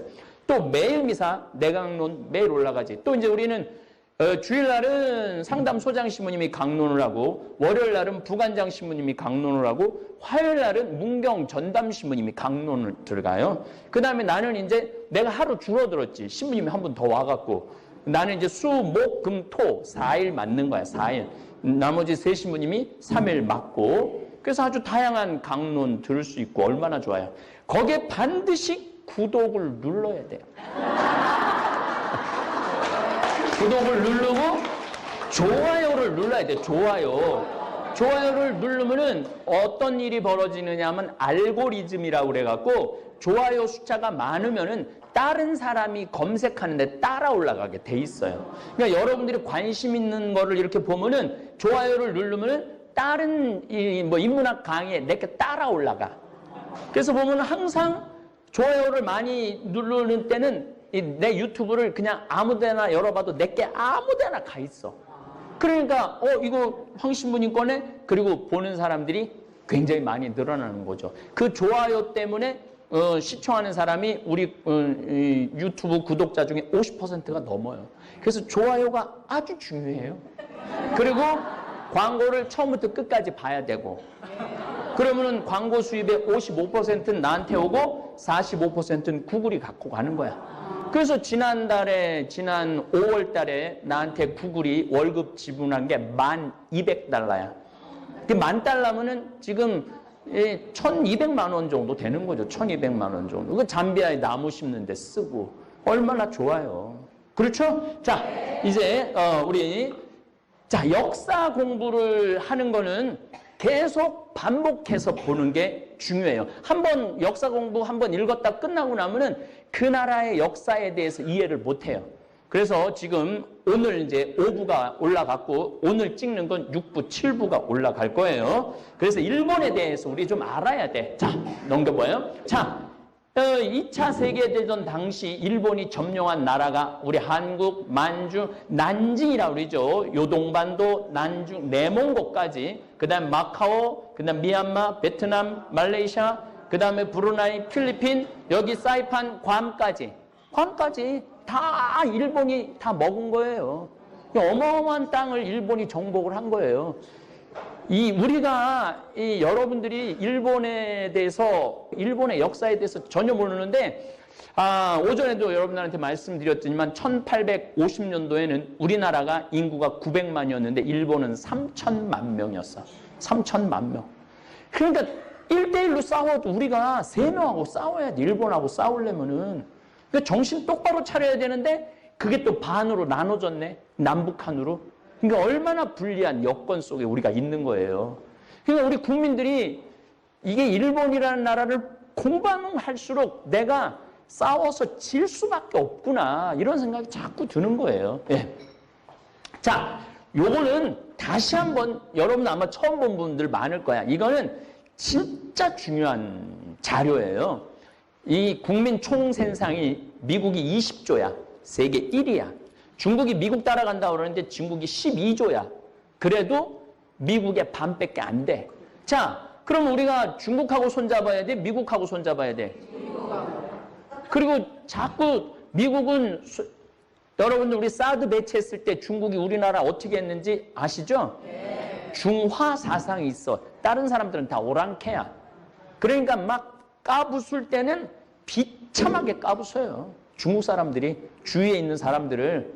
그러니까 우리가 뭐 신발 한 켤레를 팔아도 15켤레를 판다고 뛰어들어갔는데 그거 중국 모르고 하는 소리예요. 그 중국을 전혀 이해하지 못하고 지금 다 나오잖아. 며칠 전에도 중국에서 사업하는 분이 잠비아 돕는다고 후원금 1,000만 원을 갖고 왔어요. 그런데 지금 야반 도주 밤에 도망가는 한국에 거기 가서 뭐 직물 공장하고 무슨 공장하고 하는 사람들 다 밤에 공장 다 놔두고 도망가는 거야. 예, 할 수가 없으니까. 뭐 대놓고 삼성은 대놓고 나오잖아요. 그리고 뭐 대놓고 못 나오는 사람들은 다 도망 나오는 거야. 그러니까 중국에 붙어갖고 우리가 돈을 벌어먹는다. 물론 중국하고 교역을 통해서 돈을 많이 벌 수 있죠. 근데 정확하게 이건 외교에 아주 필요한 거야. 근데 우리나라는 1조 6천억 달러였어. 1조 6천억 달러. 일본은 얼마냐면은 5조 6천억 달러야. 5조라고 했는데 정확히 5조 6천억 달러야. 그러니까 일본이 우리보다 3배가 커. 아까 얘기했죠. 인구도 1850년도에 우리는 900만인데 일본은 3천만이라고 그랬죠. 지금도 똑같은 거야. 지금도. 그럼 지금 우리나라하고 일본하고 싸우면은 누가 이길 것 같아? 일본이 이기죠. 인구는 우리는 5천만 명인데 얘네는 1억 2,700만이거든요. 1억 3천이니까. 지금도 인구도 거의 3배 정도 큰 거죠. 그래서 이런 상황을 알면은 텔레비전을 볼 때 우리가 오늘 이제 아주 중요한 걸 배울 거예요. 일본이 얼마나 지독한 놈들인지. 네, 넘겨보세요. 넘기고. 일본이 원래는 우리하고 붙어 있었어. 예, 한 100만 년 전에는. 근데 이제 지구에 얼음이 녹으면서 물이 많이 생기면서 동해바다가 생긴 거예요. 동해바다가. 그래갖고 일본하고 우리하고 떨어지게 된 거죠. 그러니까 결국은 일본 사람들의 반은 우리나라 피가 있다고 봐야 돼. 우리나라 피가 있다고 봐야 돼. 반은. 예, 넘겨보세요. 이 조몬시대라고 13,000년에서 2,500년 전까지 이 운막에서 사람이, 우리도 요때 청동기 시대 때 요렇게 살았거든요. 또. 그 다음에 야요이 시대라고 이제 쌀 농사를 지면서 여기에 왕이 생기기 시작해. 3세기에. 결정적으로 백제의 영향을 일본은 관서지방, 백제하고 엄청 가깝잖아요. 이 관서지방에 여기에 이제 처음에 야마토 정권이 생기고 왕이 생기면서 이 백제 문화가 다 넘어가요. 그리고 의자왕 때 망하면서 백제 귀족들은 배 타고 다 어디로 도망가느냐면 일본으로 다 도망가요. 그러니까 지난번에 125대 천황이 자기 생일 때 우리 정말 뭐 70몇 대 조상이 백제 왕이 우리 조상이라고 그렇게 얘기했잖아요. 예. 그러니까 이 백제의 영향을 절대적으로 일본이 받았죠. 그때까지만 하더라도. 예. 이 소토쿠 태자 574년에서 622년 백제의 모든 문화가 다 건너갔을 때 이 뭐 불교, 한자, 미술, 중앙집권을 시도한 아주 일본에서도 최고 인기 있는, 우리나라 광개토왕 같이 인기 있는 왕자예요. 그러면서 문화가 생기는 거예요. 덴무덴노, 덴노라는 게 천황이라는 뜻이에요. 673년 덴무덴노는 외라는 이름 대신 일본이라는 이름으로 바꿔요. 673년. 그래갖고 673년부터 지금까지 일본이야. 우리는 673년에는 통일신라 나왔죠. 그 다음에 또 통일신라 지나고 난 다음에는 또 세 나라로 후백제 고려 이렇게 날렸잖아요. 그리고 난 다음에 누가 통일하죠? 고려? 왕건이 통일을 하잖아요. 470년 동안 왕건, 고려, 그 다음에 조선, 그 다음에 대한민국. 우리는 이름이 여러 번 바뀌었는데 일본은 한 번도 안 바뀌고 계속 일본이야. 이 얘기는 뭐냐면은 외세의 침략을 안 받았다는 얘기예요. 딱 2번 받아. 몽고 때 2번 받는데 가미가제라고 신의 바람이 와갖고 다 태풍으로 다 바다에 빠져 죽어. 여몽, 고려, 몽고 연합군이 바다에 다 빠져 죽어요. 그러니까 한 번도 외세의 침략을 안 받은 거야, 일본은. 외세의 침략을 안 받는 나라가 섬나라들이 안 받아요. 이 일본, 영국이 그렇죠. 외세 침략 안 받죠. 또 외세 침략 안 받는 나라가 또 한 나라 있어요. 그게 어디냐면 미국이야. 미국도 큰 섬이야.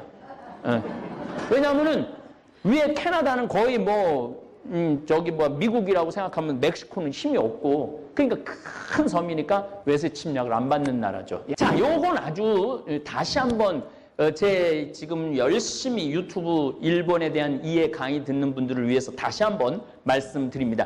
일본은 천황이라는 게 있어요. 이제까지 126대 천황이에요. 126대. 이거 기원전 600년부터 자기네들이 따져갖고 한다는데 어쨌든 126대 천황이 있어요. 거의 꼭두각시, 꼭두각시. 그냥 이름만 천황이야.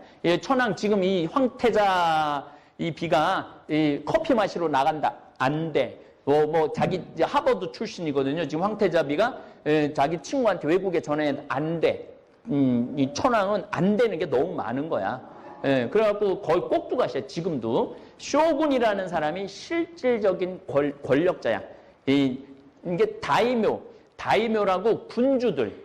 일본은 다 번이라고 그러는데 이 군주들 세상 속에서 싸움 제일 잘하는 놈이 되는 게 쇼군이야. 대장군. 쇼군이 항상 통치를 하는 거예요. 다이묘는 쇼군한테 충성하고. 이 사무라이, 이게 참 일본을 이해하려고 그러는데 가장 중요한 건 사무라이예요. 사무라이가 일본을 문화를 끌고 갔다고 생각해야 돼. 예, 칼을 두 자루 차잖아요. 칼을 두 자루 찰 수 있는 사람은 영예로운 사람이야. 이 사람들은 죽을 때도 영예롭고 죽어야 돼. 그래갖고 내가 뭐 잘못했다. 그럼 만약에 다이묘 군주를 잃었다 그러면 활복 자살을 해요. 세 가지 방법을 해. 한 번 긋고 목을 치는 방법이고, 두 번 긋고 그냥 죽는 방법이 있고, 세 번 긋는 방법도 있어요. 그 창자가 다 쏟아져 나올 때까지. 그런데 이 활복을 하라고 그러는 건 뭐 도쿠가와 이에야스 같은 경우 동생한테도 활복하라고 그래요. 자기 아들한테도 활복하라고 그래. 쇼군들은. 그 아들들이 활복을 해. 아버지가 죽으란다고. 그래 사람들이 다 구경해 또 활복하는 거를. 우리는 활복하는 사람, 나라가 망해도 죽는 사람이 별로 없어요. 우리 일제 강점기 시작하면서 죽은 사람 이준, 민영환, 매천 야력순, 황현이라는 분, 그 정도 죽었어요. 근데 일본 애들은 자기 주군이 죽으면은 다 활복을 해요. 예. 아니면 떠돌아다니든지. 그래서 이 사무라이가 굉장히 중요한 일본의 10%, 인구의 10%인데 이 사무라이들은 길을 가는데 저 사람이 불의한 짓을 저질러. 그럼 그 자리에서 목을 벨 수 있었어요. 그러니까 일본 사람들이 질서 잘 지키죠. 이게 그런 전통이 있는 거야. 조금이라도 잘못하면 칼 두 자루 찬 사무라이가 아무 데서나 죽일 수 있으니까. 그러니까 잘못한다라는 거를 이 사람들은, 일반 평민들은 이거를 용납을 못하는 거야. 일본 사람들이. 그래서 일본이 그렇게 질서를 잘 지키는 것도 그 사무라이의 영향이 있다. 예, 넘겨보세요. 그리고 이제 요거 잠깐 얘기해. 가미가제가 이 여목연합군이 가고 난 다음에 서로 전쟁 끝나면은 서로 상을 주고받아야 되잖아요. 그래갖고 남북이 나눠져. 항상 외세가 침략이 끝나고 나면 어떤 나라든지 나라가 갈라지는 게 기본, 이 아마 역사의 흐름인 것 같아. 우리나라는 이 일제강점기 끝나고 난 다음에 나라가 반으로 우리가 어떻게 됐죠? 갈라졌잖아요. 똑같아. 일본도 나라가 반으로 갈라져갖고 머리통이 터지게 싸우죠. 예, 넘겨보세요. 자, 여기까지 이제 오늘 뭐가 나가느냐면 임진왜란, 병자호란, 동학혁명이 오늘 일본의 오해가 오늘 나가고 있어. 지금 유튜브를 통해서. 여러분 오늘 유튜브 시간 되시면 한번 보세요. 일본에 대한 이해. 우리가 임진왜란을 정말 잘 알아야 돼. 이거 아주 우리나라의 이 생각을 바꾸게 한 전쟁이 임진왜란이에요. 자, 1543년에, 임진왜란은 1592년에 일어나죠. 1543년에 포르투갈 상인 100명이 탄 배가 표류를 해갖고 아주 아랫지방, 일본 아랫지방에 표류를 해갖고 딱 일본에 상륙을 해요. 그래갖고 하도 이상하게 생겼으니까 데리고 오라 그래. 근데 이 지역에 다이묘 도키다카가 몇 살이었냐? 15살이었어. 그러니까 아까 말했죠. 그 다이묘 성주들이지. 15살인데 총을 딱 보고 너무너무 마음에 드는 거야. 그래갖고 이 총 두 자루를 은을 잔뜩 주고 사요. 총을 두 자루를. 이게 이제 이 총 두 자루 산 게 일본과 우리 조선과 청나라의 운명을 뒤바꿔요. 이 총 두 자루가. 그래갖고 총을 사갖고 뭐라고 그러냐면은 이 철포라고 그러는데 우리는 조총이라고 그래. 조총이 뭐냐면 새 조자에다 총이야. 새를 쏴서 떨어뜨리는 총이다 그래서 조총이야. 근데 일본 사람들은 철포라고 그래서 철포. 바위 위에 술잔을 놓고 작대기에 눈을 대고 겨누니 번개가 번쩍이고 천둥 소리가 나며 잔이 박살났다. 이 도키다카는 이 참 보기 드문 보물이로다. 그리고 자기만 갖고 있지 않아요. 누구한테 한 자루를 보내냐면 쇼군한테 보내. 대장군한테 보내. 쇼군. 이 도요토미 히데요시 때는 쇼군이라고 안 부르고 관백이라고 불렀어. 관백, 쇼군 같은 얘기예요. 대장군. 그래갖고 한 자루는 쇼군한테 보내고 내 어찌 이를 혼자 숨겨두겠느냐? 그러면서 한 자루는 어떻게 하느냐면은 대장장이 야이타라는 대장장이한테 너 이거 분해해갖고 거꾸로 만들어 봐라. 그래갖고 이 40살 먹은 대장장이 거꾸로 쫙 해봐요. 거꾸로 했는데 총을 똑같이 했는데 총을 쐈는데 뒤가 이게 화약을 넣고 총을 쏘면은 뒤가 이렇게 쇠가 딱 막아줘갖고 총알이 튀어나가야 되는데 이게 뒤로 튀어나가는 거야, 화약이. 야, 이거 어떻게 방법이 없는 거야. 그런데 문제는 나사, 이 총구멍 뒤에 있는 나사로 딱 조이면 딱 튀겨도 그 나사 이게 못이 박혀있고 뒤로 안 물러나가는 거예요. 이 나사 만드는 방법을 몰랐던 거예요. 그런데 이 나사 만드는 방법을 물어보니까 그 총을 전해준 제이모토라는 사람이 당신 딸을 나한테 주면은 내가 그걸 가르쳐 주겠다. 그래, 와카라는 딸을 며칠을 울다가 시집을 가죠. 다음에 돌아와서 제이모토는 장인에게 나사를 이렇게 타는 거 뒤에. 그래갖고 나사를 조여갖고 총구멍 뒤에 나사를 집어넣어갖고 딱 조이면은 총을 쏘니까 이게 화약이 폭발해도 뒤로 안 터져 나오고 앞으로 총알이 나간 거야. 이게 나사가 아무것도 아닌 것 같아도 이미 어마어마한 발명품이에요. 이 나사가. 그러면서 이제 총이 막 하나지기 시작해. 어쨌든 요건 좀 이따 또 다시 말씀드릴 거예요. 근데 우리나라는 총을 11년 지나고 나서 조선에 상납을 해요. 이 총 이거 한번 보라고. 그런데 명종이 이게 관심이 없었어. 예. 그 바람에 우리는 그냥 정말로 일본한테 도륙을 당하죠. 1600년에 도쿠가와 이에야스라는 사람이 에도 막부 시대를 열어. 에도 막부는 지금은 도쿄야. 통일 국가를 이루어 갖고 하는데 윌리엄 애덤스라는 이 친구가 표를 하다가 딱 일본에 도착을 한 거야. 근데 도쿠가와 이에야스가 불러갖고 얘기를 들어보니까 저 멀리에 영국이라는 나라도 있고 스페인이라는 나라도 있고 포르투갈이라는 나라도 있고 네덜란드라는 나라도 있는 거야. 그래갖고 도쿠가와 이에야스가 어떻게 하냐면 거의 30년 동안 외교 고문관으로 서양의 소식을 들어요. 이게 우리나라하고 점점 일본하고 길이 달라진 거야.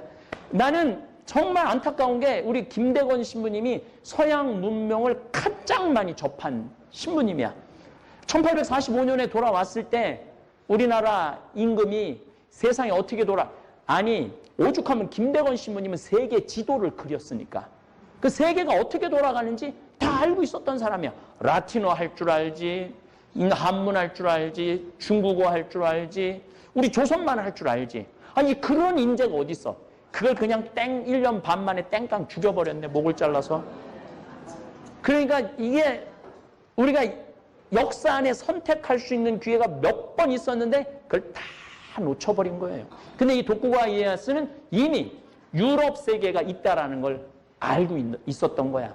그러니까 1850년도에 사무라이들은 집집마다 전부 다 지도가 있었다는 거야. 세계 지도가. 그러니까 1850년에 세계 지도를 집집마다 둔 이 사무라이 정신은 머리가 세계적인 거야.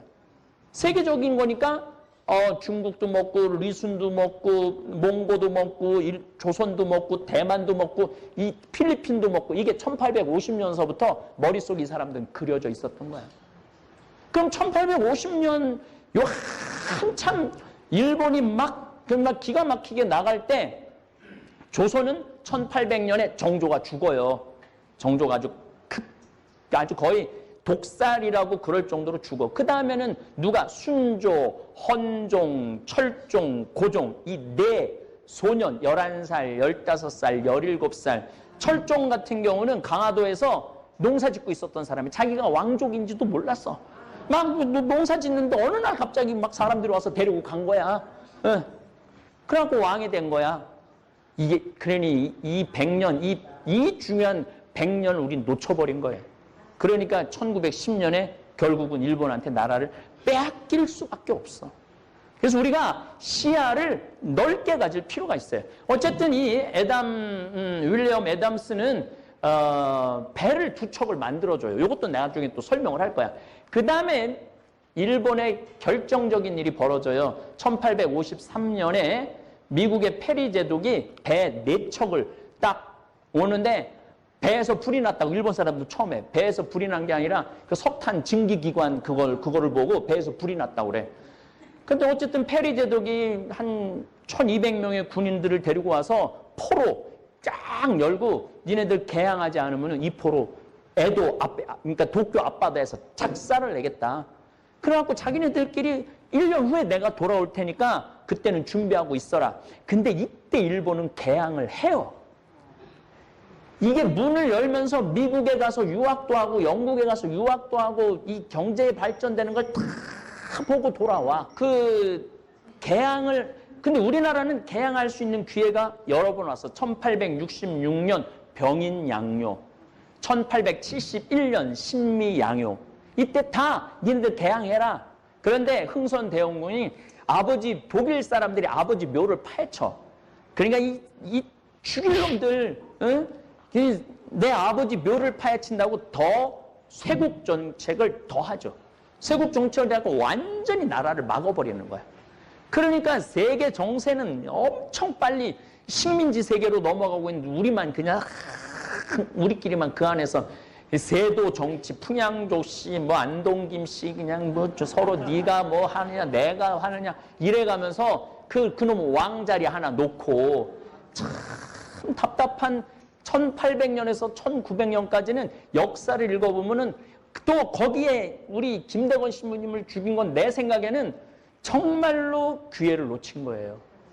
불러다가 서양 지식을 그렇게 유학을 해갖고 공부를 해갖고 내가 김대건 신부님도 라틴어를 쓴 걸 보니까 기가 막히게 썼더라고. 보통 똑똑한 사람이 아니야. 그래서 지금 프랑스의 박물관에 김대건 신부님이 그린 세계 지도가 있어요. 프랑스 박물관에. 그거 이제 내년인가가 김대건 신부님 탄생 200주년이야. 그걸로 지금 그 지도로 갖고 올라오고 그러는데 프랑스 애들이 주겠어요. 아마 안 줄 거야. 내가 그 지도만 오면은 할 얘기가 너무너무 많아. 1846년이니까 우리도 세계의 눈을 뜰 수 있는 기회를 놓친 거야. 예. 자, 어쨌든 이제 이것도 이제 다음에 또 설명. 그다음에 1868년에 메이지 유신을 해. 이게 일본하고 우리나라하고 갈라지는 결정적인 일이 돼요. 왜 결정적이냐면 이 사람들이 260명이나 되는 다이묘들이 다 우리는 다 포기하겠다. 우리의 권리를 세계에 돌아가는 거 보니까 천황을 중심으로 해서 우리 일본이 뭉쳐야 된다. 그래갖고 그 천황이 이제까지는 꼭두각시 천황이었는데 제대로 된 천황이 딱 나온 거야. 천황을 신격화해갖고 천황 밑으로 목숨을 걸어서 다 같이 모이면서 외세에 이제 대항하자. 그래서 그 메이지어 유신이 아주 중요한 거예요.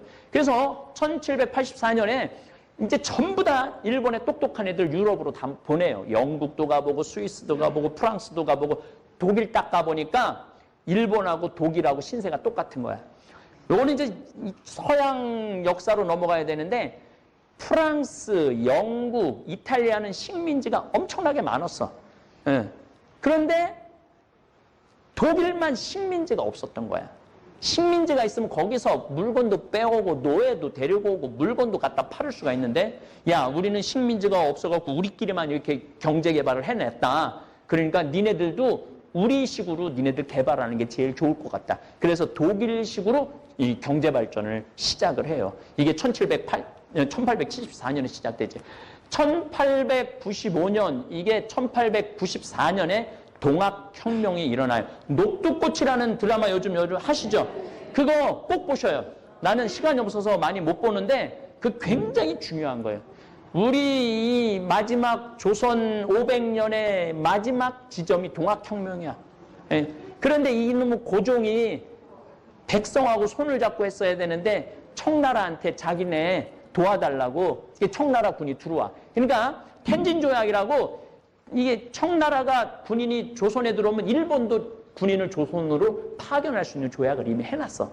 그래갖고 들어와갖고 한 전쟁이 아산 앞바다에서 해갖고 한 전쟁이 청일전쟁이에요. 청일전쟁인데 이때 어디까지 쫓아가냐면은 요동반도 리순이라는 데까지 쫓아가고 이 중국 사람, 청나라 사람들을 7만 명을 죽여요. 7만 명. 군인은 이 청군이 한 7만 명, 일본군이 3만 명 해갖고 붙어갖고 10만 명이 붙은 전쟁이야. 이 조그만 전쟁이 아니야. 어마어마하게 큰 전쟁이에요. 이 청일 전쟁에서 청나라가 지면서 시모노세키 조약이라는 걸 하면서 이제 조선에 대한 우리가 조선을 우리 속국으로 생각을 했는데 이걸 포기하겠다. 조선 자유 독립 국가다. 그 얘기 뭐냐면 일본 니네가 먹어도 우리가 창간하지 않겠다. 더 이상 싸움 안 하겠다. 그 얘기야. 그러면은 우리나라는 1년에 2번 청나라에 조공을 바쳤어요. 일본은 청나라에 10년에 1번 조공을 바쳤어. 왜냐하면은 나라도 멀고 이것도 까다롭거든. 근데 조선은 만만하거든. 그러니까 1년에 2번 조공 바치라고 그러고 일본은 10년에 1번 조공을 바친 거야. 그러니까 다른 나라가 우리나라 보는 거를 어떻게 봤는지 금방 알 것 같죠? 우리만 몰라. 우리만 몰라. 내가 늘 말하지만 5,000년 역사상 지금처럼 우리나라가 잘 산 적이 없어요. 지금처럼 당당한 적이 없어. 물론 지금도 지금 시진핑, 트럼프, 김정은, 아베 이거 아주 복잡해요. 그럼에도 불구하고 옛날에는 감히 대항할 수 있는 힘도 없었는데 지금은 어느 놈이 와도 한번 붙어볼 만해. 지금은.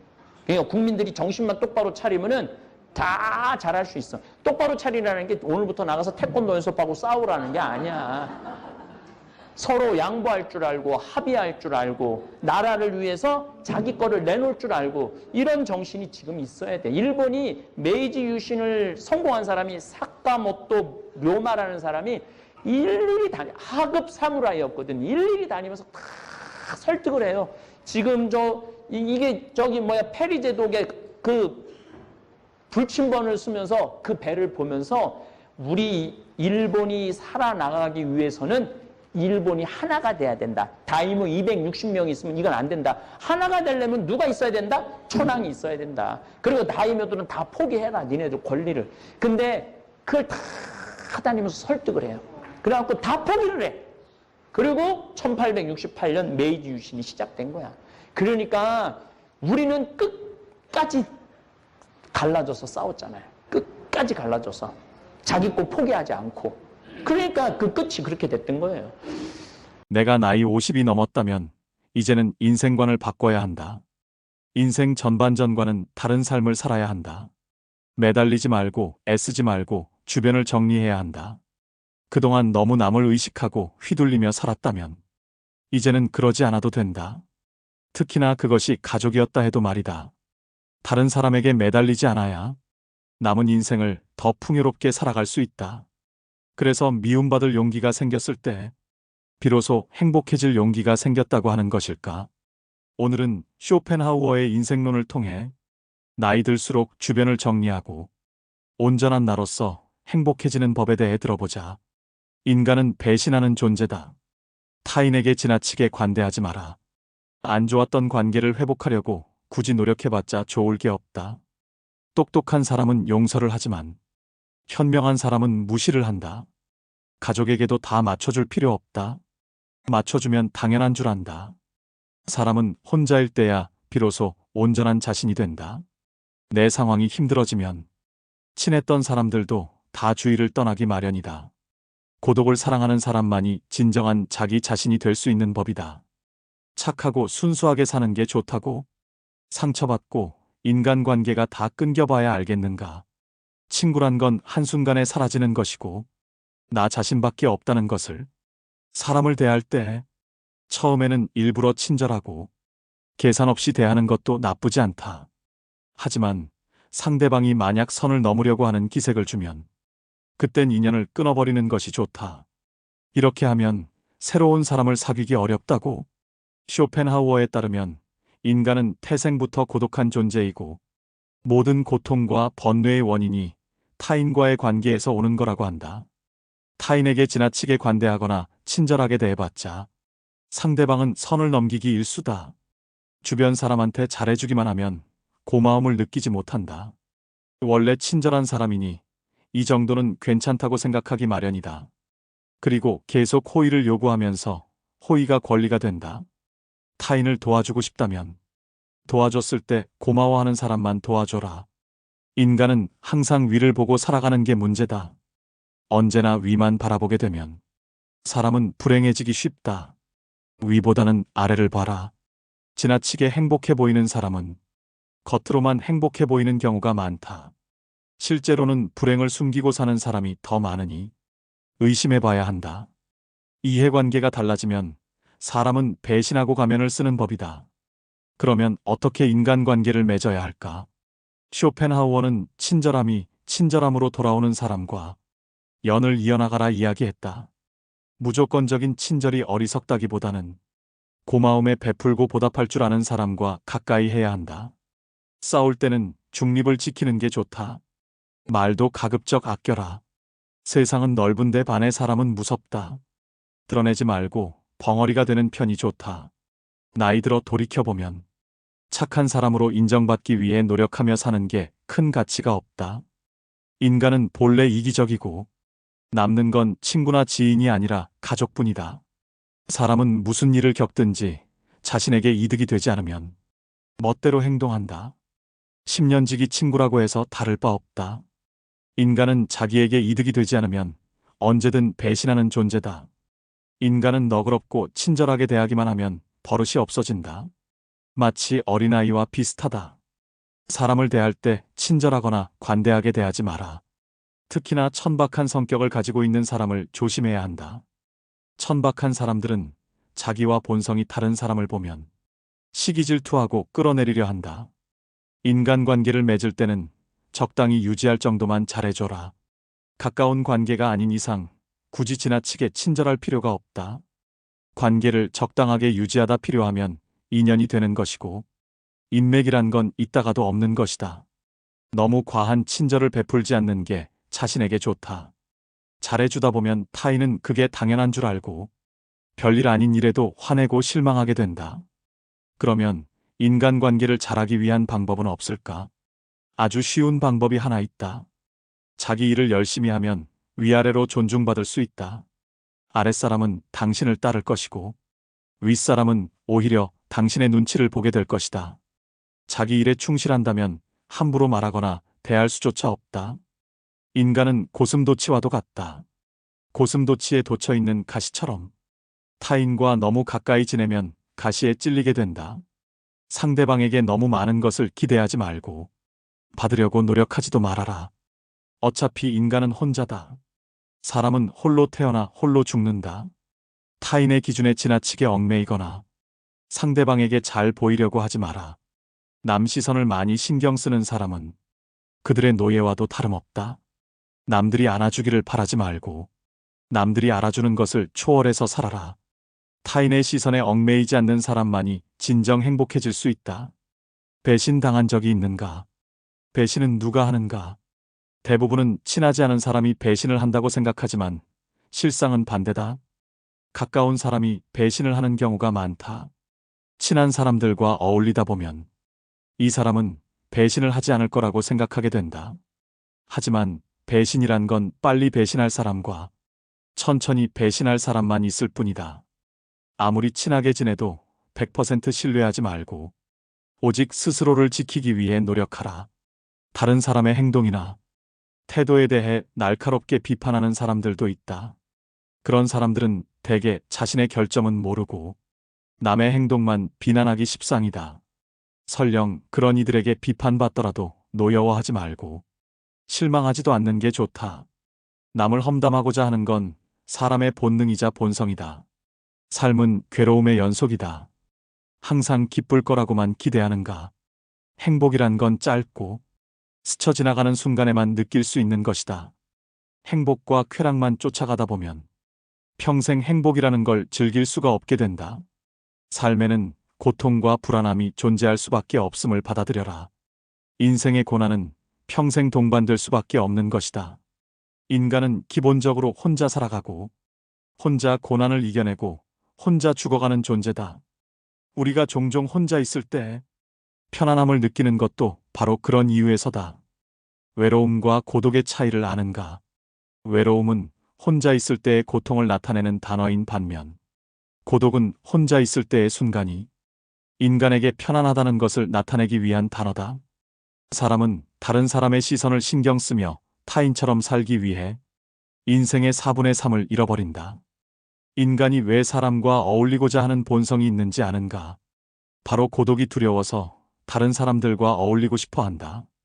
인간관계를 맺는 행위 자체가 즐거워서가 아니라 고독이 두려워서 사람을 사귄다. 나약한 사람들은 자신의 운명을 한탄하며 고독을 즐기는 법을 모르고 사람들만 사귀러 다닌다. 모든 인간은 고독 속에 태어난다. 그리고 고독 속에서 사교 활동을 하려고 하는 존재다. 그렇다면 고독이란 무엇인가? 고독은 인간이 자신의 자아를 발견하고 인생의 의미를 깨닫는 과정이라고 보면 된다. 이제 사람을 대할 때 왜 지나치게 관대하거나 친절할 필요가 없는지 알았는가? 아무리 친해도 돈을 빌려줄 필요도 없다. 돈을 빌려준 것이 화근이 되어 친구를 잃는 경우가 많다. 또 상대는 오히려 오만해진다. 10년지기 친구여도 가끔씩 무시하는 태도를 취하는 것도 도움이 된다. 그럼 인간관계를 맺을 때 어떤 자세를 취해야 할까? 상대방이 당신을 필요로 하지 않아도 잘 지낼 수 있도록 내면의 힘을 길러야 한다.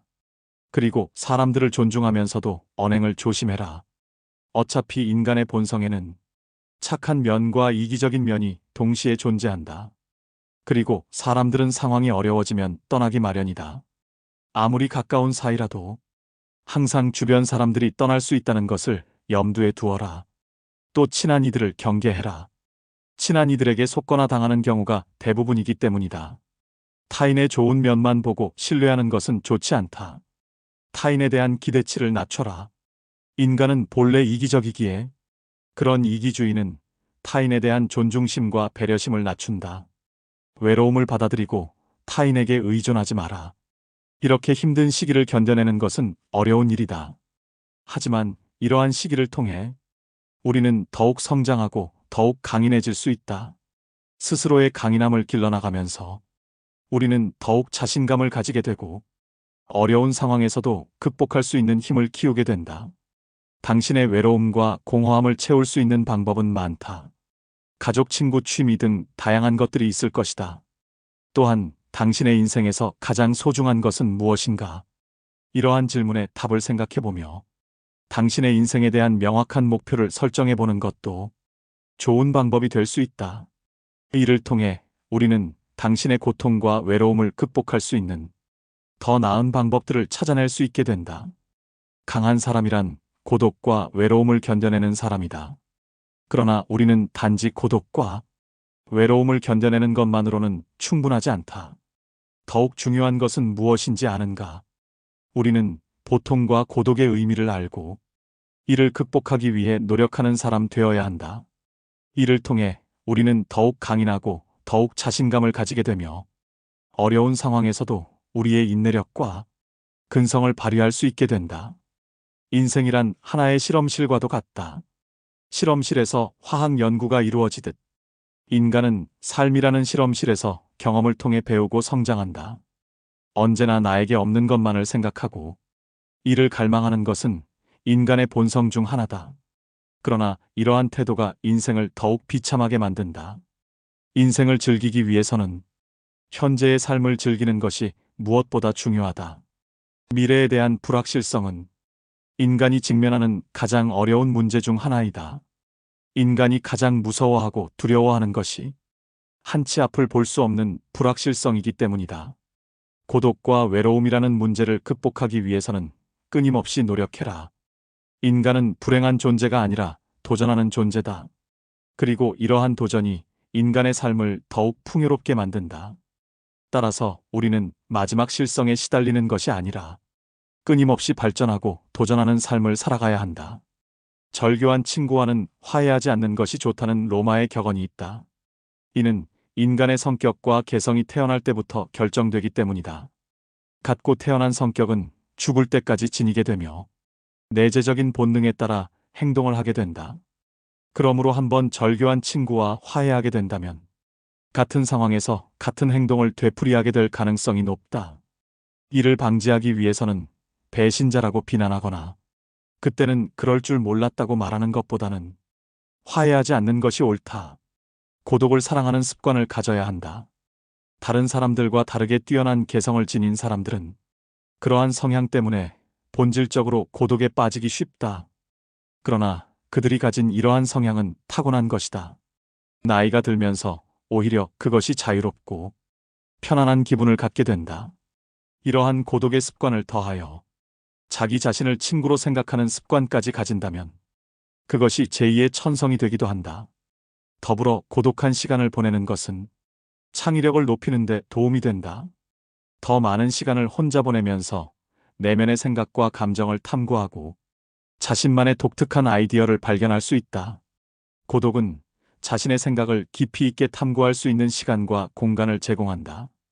이러한 많은 고독한 시간을 가진다면 더 많은 창의적인 아이디어와 해결책을 발견할 수 있을 것이다. 또한 고독한 시간을 보내면서 자신의 감정을 더 잘 이해할 수 있으며 자신을 더 잘 알 수 있다. 따라서 고독을 사랑하는 습관을 가져야 한다. 더 많은 고독한 시간을 보내며 자신과 친구가 되어야 한다. 이러한 방식으로 고독은 자유롭고 창의적인 삶을 위한 좋은 도구가 될 수 있다. 당연히 젊은 시절에는 고독을 사랑하는 습관을 가질 수 있는 것이 쉽지 않다.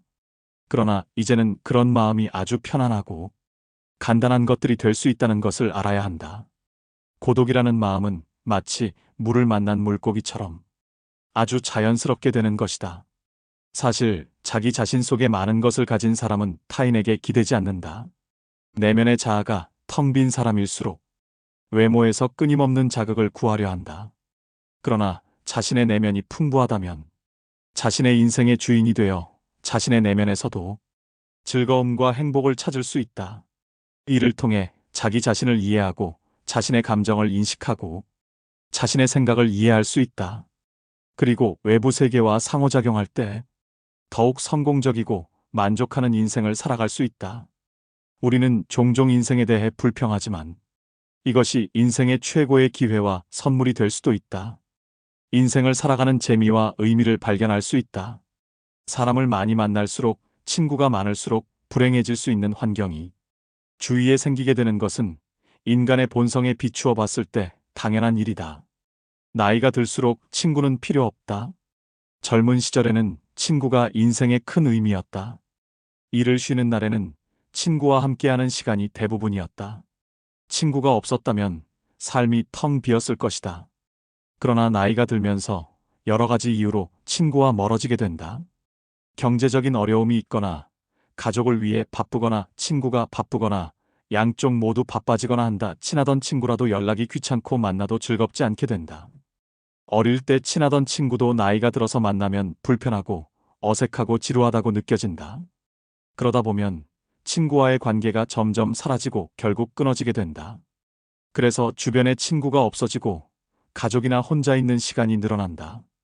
그러나 이것은 나이가 들면서 당연히 일어나는 일이다. 시간이 지나면 주변의 사람들이 없어지는 것은 자연스러운 법이다. 주변에 친구가 없어진다고 해서 자신을 탓할 필요는 없다. 이것은 자연의 순리다. 그러므로 그대로 받아들이는 것이 좋다. 나이가 들면 주변 지인들이 점점 줄어든다. 그러나 이것은 친구가 없어지는 것이 아니라 친구가 필요 없어지는 것이다. 가정이 있으면 배우자와 자녀로도 충분하다. 혼자서도 잘 지낼 수 있으면 친구를 만나는 것보다 가족이나 자신과의 시간을 더 소중히 여긴다. 친구를 만나면 자식이나 돈, 뒷담화 등 듣고 싶지 않은 얘기를 듣게 된다. 이런 얘기를 하고 나면 친구와 헤어질 때 기분이 나쁘고 시간을 낭비한 것 같다. 주변 지인들 중에는 욕심이 많거나 질투하거나 잘난 척하는 사람들이 많다. 배려하고 존중하는 친구는 한두 명이나 되겠는가? 노인이 되어 노인정에 가도 마찬가지다. 인간은 나이가 들면 어른이 되는 것이 아니라 다시 아이가 된다. 노인정에는 자랑과 싸움뿐이다. 그래서 친구를 만나느니 혼자 즐길 수 있는 것을 찾는다. 친구와 멀어져도 가족이 있다. 어릴 때는 친구가 보물이었지만 나이가 들면 가족이 보물이 된다. 진정한 친구가 있어도 친구는 가족처럼 나를 생각해주지 않는다. 친구와 가족은 역할이 다르다. 그러므로 친구는 결코 가족이 아니다. 가정이 있으면 친구들과의 의리보다 가족과의 시간을 우선시해라. 친구들과 자주 만나면 나중에 가족과의 관계에 문제가 생길 수 있다. 친구의 경조사는 참석하되 평소에는 가족과 함께하는 것이 더 행복하다. 그러나 친구를 모두 버리라는 것은 아니다. 나이가 들어도 친구가 필요한 순간은 있다. 가끔 친구와 술 한잔하면서 이야기를 나누는 것은 삶의 질을 높여준다. 이런 친구는 한두 명만 있어도 충분하다. 내 이야기를 듣고 공감해주는 친구와는 가끔 연락하고 만나는 것이 좋다. 만나면 마음이 편하고 즐거운 친구들과만 친하게 지내는 것이 좋다. 듣기 싫은 말을 하거나 만나면 불편한 친구들은 멀리해라. 이렇게 나와 잘 맞는 친구와만 친해지는 것이 좋다. 친했던 친구와 나이가 들면 멀어지는 이유 중 하나는 가치관의 차이다. 친구와 이야기하면 나와 다른 생각을 하는 것을 알게 된다. 나이가 들면 각자의 가치관이 뚜렷해진다. 유식하든 무식하든 상관없다. 모임이나 술자리에서 의견이 맞지 않으면 싸움이 일어날 수 있다. 그러다 보면 친구가 싫어지고 멀어지게 된다. 이렇게 가치관이 다른 친구들과는 점점 떨어져 가면 나와 잘 맞는 사람이 없다고 느낀다. 그래서 친구를 만나는 횟수가 줄어든다. 사람은 나이가 들면 성격을 고치기 힘들고 말이 많아진다. 오랜 시간 함께한 가치관이 부딪히면 상대의 주장이 과하다고 생각한다. 내 주장을 하면 싸움이 나고 친구의 말을 들으면 속이 답답하다. 이런 만남을 자주 하면 모임이나 만남이 즐겁지 않다. 결국 혼자 있는 것이 편하다. 나이가 들면 친구로 지낸 기간보다 가치관이 잘 맞는지가 더 중요해진다. 오래된 친구라도 가치관이 다르면 의미가 없고 새로운 친구라도 가치관이 비슷하면 깊은 관계가 될 수 있다. 알게 된 기간보다는 가치관이 비슷하고 대화가 잘 통하는지가 중요하다. 그러면 나이가 들어서 사귀는 사람이 더 잘 맞을 수 있다. 현재의 환경에서 만난 사람이 나와 비슷한 가치관을 가질 가능성이 높다. 그러나 오래 알던 친구의 가치관이 달라졌다고 해서 친구를 비난할 필요는 없다. 누구나 나이가 들면 자신만의 가치관이 생긴다. 누구의 가치관이 옳고 그른 것은 없다. 그저 다른 것일 뿐이고 다르면 멀어지는 것도 자연스럽다. 멀어지는 인연을 두려워하지 마라. 또한 성숙도에 따라 멀어질 수 있다. 나는 성장했는데 친구는 미성숙하게 행동한다고 느낄 때가 있다.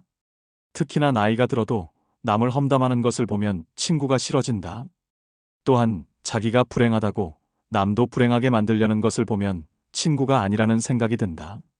이런 사람과는 관계를 끊는 것이 좋다.